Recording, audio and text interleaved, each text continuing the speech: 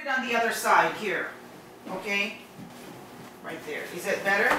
Is that okay? My name is Roger Ebert, and I am a writer in general and a film critic for the Chicago Sun-Times. 2011 was a very good year. I published my memoir, titled Life Itself, and it made the New York Times bestseller list. I won the Carl Sandburg Literary Award from the Chicago Public Library. My wife Chaz and I produced a successful public television program, and I wrote 295 movie reviews for the Chicago Sun-Times, which makes 2011 my most productive year. When I went in for surgery in 2006, I had no idea I would never speak again. There was no single day when I was told that, but gradually it became very clear. I started writing notes, and then using the voice on the laptop. Did she give them to you? During that process, I discovered that I have an ability to improvise and compromise. I tried to make the most of the possibilities. I especially like chats and emails, which are less frustrating on both sides. Okay.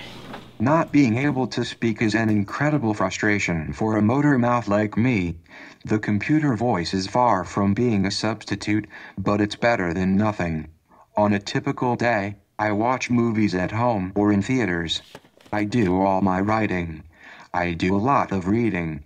I communicate with the world by email, Twitter, Facebook, and my blog. I don't really need to speak to do any of those things. Chaz and I talk a lot, but we're pretty good at using the computer voice or writing notes. I started writing my blog while I was still in a hospital bed. The feedback I received gave me a whole new sense of my readers. It was a new form of communication which came along just as I lost the ability to speak. I discovered I had readers from all over the world. 25% are outside the United States. I was also impressed by the quality of the comments. Most comments on the internet are worthless trash. One magazine said my blog had about the best comments you'll find on the web. Writing Life Itself took about 2 years to write in one form or another, and when it was finished, I was very pleased. For years I always said I'd never write my autobiography. I thought I didn't have enough to write about. It turned out I had too much. With everything I write, I'm very personal. I write in the first person. I don't believe in a movie review pretending it is objective. Review is always just someone's subjective opinion.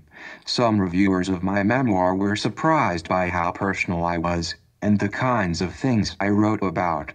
Being candid is in my nature. I can't help myself.